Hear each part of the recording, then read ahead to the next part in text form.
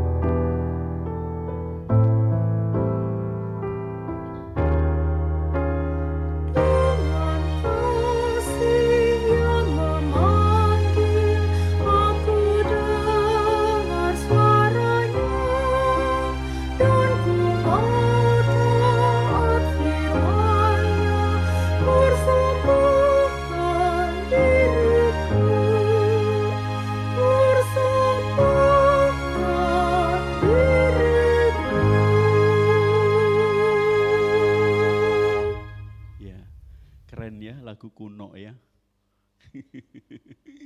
Pasti bingung kalian ya.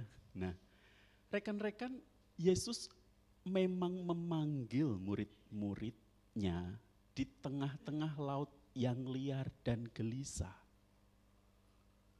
Tetapi dia tidak memberi isyarat kepada mereka menjauh dari badai. Wah, sulit ini dimengerti, Pak. Jadi panggilan ini adalah sebuah panggilan yang dinyatakan kepada semua orang, termasuk para murid pada waktu itu. Dan tentu saja panggilan ini bukan bertujuan supaya kita itu meninggalkan Kehidupan yang penuh dengan rintangan dan tantangan yang kita hadapi setiap hari, itu maksudnya. Maka di dalam keadaan badai yang terjadi atau goncangan kehidupan yang terjadi, yang seringkali kita alami, ya, Tuhan memanggil kita dengan lembut untuk menolong kita mampu dan kuat melewati badai itu, bukan menghilangkan. Nih, perhatikan baik-baik ya. Nah, suaranya memanggil mereka di dalam keributan ombak dan badai. Suaranya memanggil kita semua di tengah kondisi yang menekan hidup kita. Ia memanggil kita dengan lembut dan ingin menyatakan bahwa Ia hadir di dalam setiap situasi sulit yang kita alami. Ya. Nah, kalau kita memperhatikan teks tadi yang kita baca, Yesus menyuruh murid-muridnya naik ke perahu untuk meninggalkan tempat itu dan bertolak ke seberang. Ya. Nah, ayat 22 kata menyuruh itu lebih memiliki pengertian begini. Yesus memaksa. Artinya tidak ada pilihan untuk mereka untuk memilih antara naik perahu menyeberang ke seberang atau tidak. Meskipun pada waktu itu Tuhan Yesus sedang berada di dalam kondisi menghadapi ribuan orang yang sedang hancur hati mereka. Bahkan mereka kelaparan sehingga mereka harus diberi makan. Kondisi waktu itu begitu mencekam. Sama seperti kondisi kita akhir-akhir ini. Kematian Yohanes Pembaptis menjadikan para pengikutnya bingung. Lantas aku mengikut siapa? Dan itu sungguh menakutkan sekali.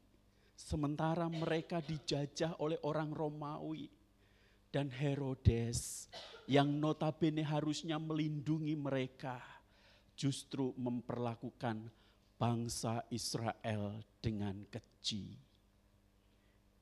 Dibuktikan dengan pembunuhan Yohanes Pembaptis. Bukankah kondisi yang menakutkan ini membuat orang-orang Israel pada waktu itu kebingungan dan ingin mencari pegangan hidup? Siapa kemudian yang harus saya ikuti, yang bisa menjadikan hidupku tenang, yang menjadi tempat untuk aku bisa bersandar menjalani kehidupan yang menekan dan sulit ini? Maka tidak heran mereka semua akhirnya mengikuti Tuhan Yesus. Padahal kalau kita perhatikan waktu itu, Tuhan Yesus sedang menyingkir mencari tempat yang sepi. Tetapi mereka pun tahu Tuhan Yesus pergi kemana. Mereka semuanya berbondong-bondong mengikuti Tuhan Yesus. 5.000 laki-laki yang dihitung, belum termasuk perempuan dan anak-anak. Mereka diberi makan. Ketika mereka mengikut Tuhan Yesus di dalam kondisi seperti itu, ya, para murid bertanya, "Guru, suruh mereka kembali dan pergi. Ini sudah hampir larut malam. Tidak ada makanan. Bagaimana mereka bisa mengikuti kita?" Dan di dalam kondisi seperti itu Tuhan Yesus mengatakan, kita yang seharusnya memberikan makan. Apa yang ada pada kalian? 5 roti dan 2 ikan. Pernah dengar cerita ini di sekolah minggu? Sering ya. 5 roti dan 2 ikan, Tuhan Yesus yang memberkati. Terus dimakan 5.000 orang. Sisa berapa? Sisa 12 keranjang. Saya waktu kecil sekolah minggu suka sekali mendengarkan cerita-cerita di Alkitab ya. Saya beberapa minggu lalu cerita. Kelas 6 SD, setiap hari Minggu saya tidak pernah absen ke gereja untuk ikut sekolah minggu. Sini yang hari Minggu absen ke gereja siapa? Enggak usah dijawab. Ya, hari Minggu beribadah. Jam 9 ada remaja, ikut ya. Halo? Jangan enggak ikut. Ya. Itu penting sekali loh, kalian bisa mendengarkan cerita-cerita Alkitab. Betul? Janji? Datang? Ya? Mister Septian mana? Mister, ya, mereka janji datang, nanti diingetin aja, kalau nggak datang dicetin tuh anak-anak kelas 8B ya. Misri nanti juga ingetin ya. Datang loh, ya. Kita bisa dengerin firman Tuhan dengan baik. Nah, rekan-rekan yang terkasih, sementara Tuhan Yesus meminta mereka menyeberang, Tuhan Yesus nggak ikut loh.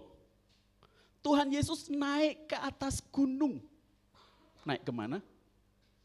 Ke atas gunung, ya. Dia sendirian. Dan sebelum naik ke atas gunung kan tentu Tuhan Yesus harus bubarin orang-orang itu, ya. Yang diberi makan 5.000 orang itu.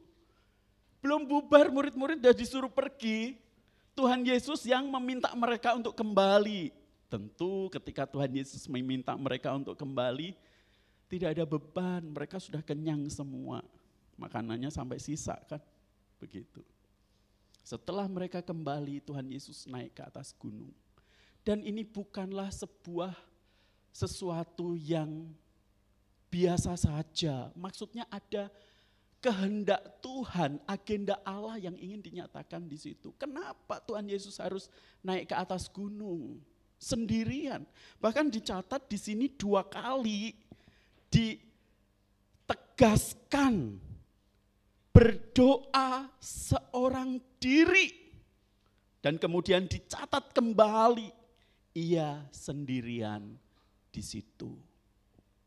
Sendirian Tuhan Yesus berada di atas gunung. Kalau kita melihat dari konteks Matius itu selalu menceritakan Tuhan Yesus di atas gunung, itu selalu memiliki pengertian yang sungguh luar biasa. Pertama di pasal yang ke-5 dan seterusnya, Tuhan Yesus melakukan sebuah pengajaran di atas bukit. Ingat ceritanya? Nanti baca Alkitab loh ya, jangan enggak baca Alkitab. Tiap hari di sekolah diminta baca Alkitab ya? Iya enggak? For teacher or all children? Hanya guru kah? Murid juga? Ya.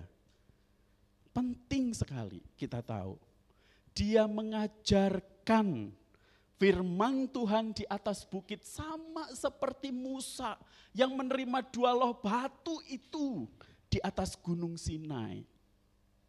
Itu di atas gunung. Dan ayat yang ke-17, pasal yang ke-17 di dalam Matius kalau kita memperhatikan. Ketika Tuhan Yesus di atas gunung, dia mengalami transfigurasi. Tahu nggak transfigurasi itu apa? Nah makanya baca Alkitab biar tahu. Ya, transfigurasi itu Tuhan Yesus berubah wujudnya menjadi bersinar dan berkilau-kilauan. Di situ ada Musa sama ada Elia.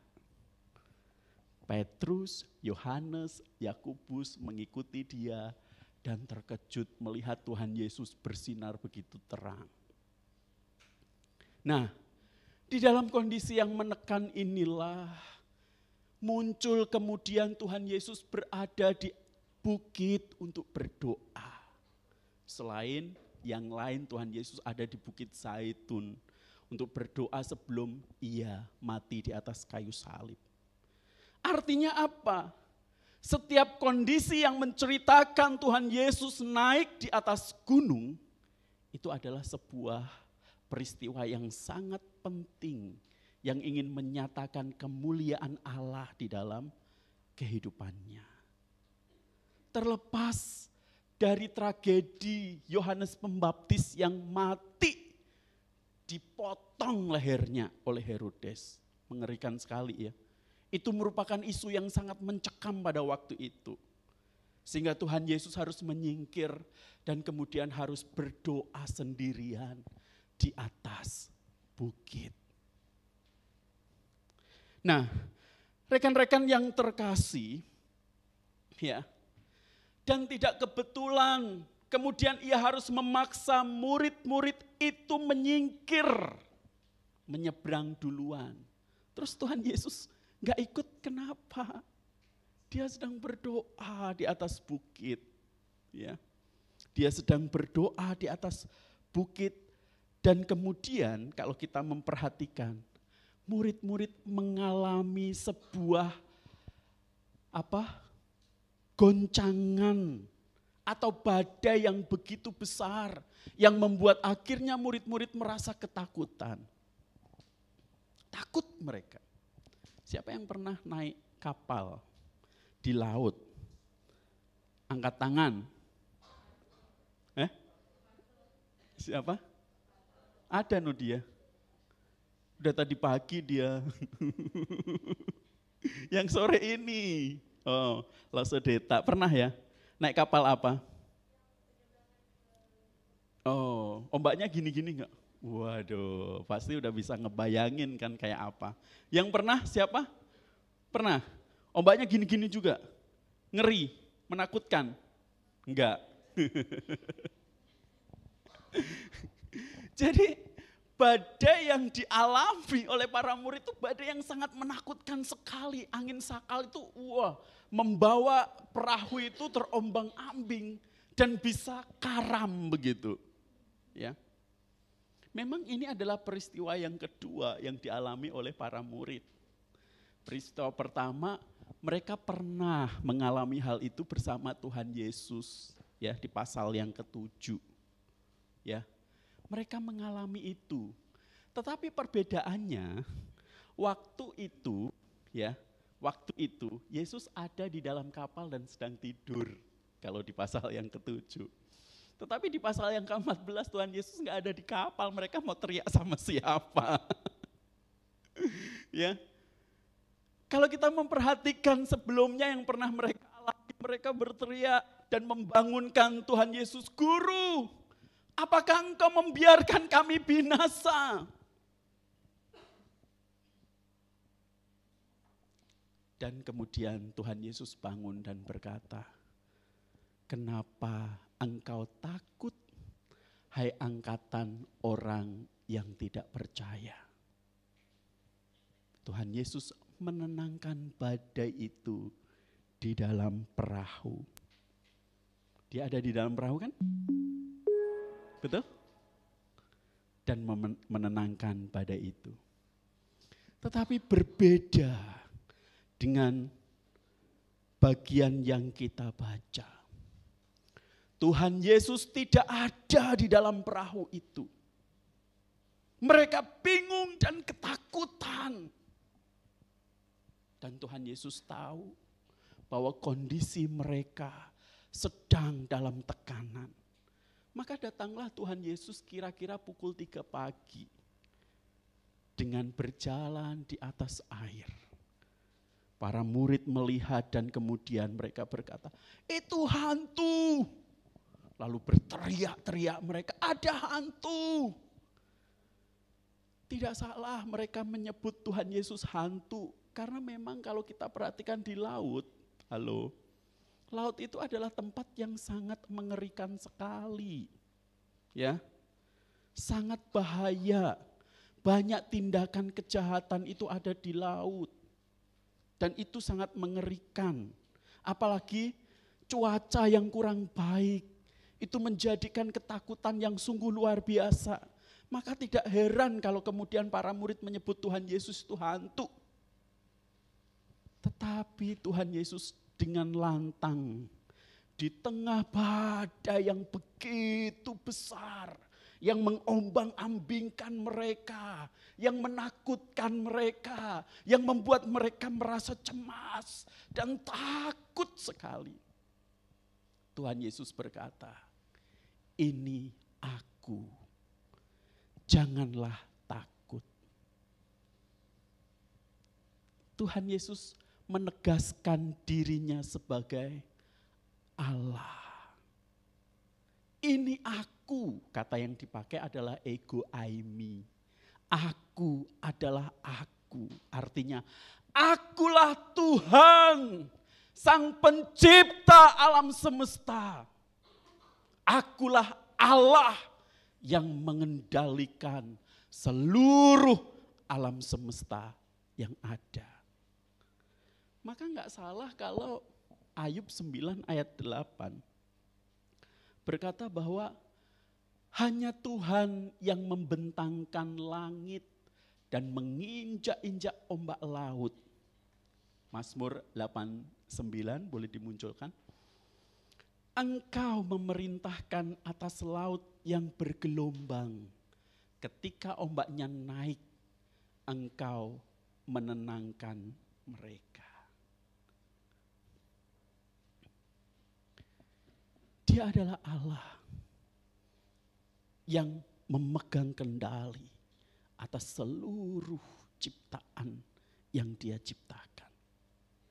Dan ini sungguh luar biasa. Maka pengalaman berbeda diberikan kepada mereka. Bahkan kita tahu ketika Petrus mendengar hal itu, kalau itu memang Engkau Tuhan, suruhlah aku berjalan di atas air. Tuhan Yesus berkata apa? Datanglah. Petrus kemudian melangkahkan kakinya berjalan di atas air. Keren loh ini. Ini pengalaman spektakuler yang sungguh luar biasa yang belum pernah dialamin oleh siapapun. Tetapi badai itu masih ada atau sudah hilang? Masih. Dan Petrus melangkah. Dan ketika dirasa angin itu mulai kencang dan badai itu mulai menggoncang hidupnya, maka mulailah ketakutan si Petrus. Akhirnya dia tenggelam. Tuhan, tolong aku. Tolong aku Tuhan. Tuhan mengangkat tangan Petrus. Ada kan foto-fotonya banyak ya kita dapati. Tuhan menarik tangan Petrus dan kemudian Petrus kembali berdiri. Sebuah pengalaman yang sungguh luar biasa yang dialami oleh para murid pada waktu itu.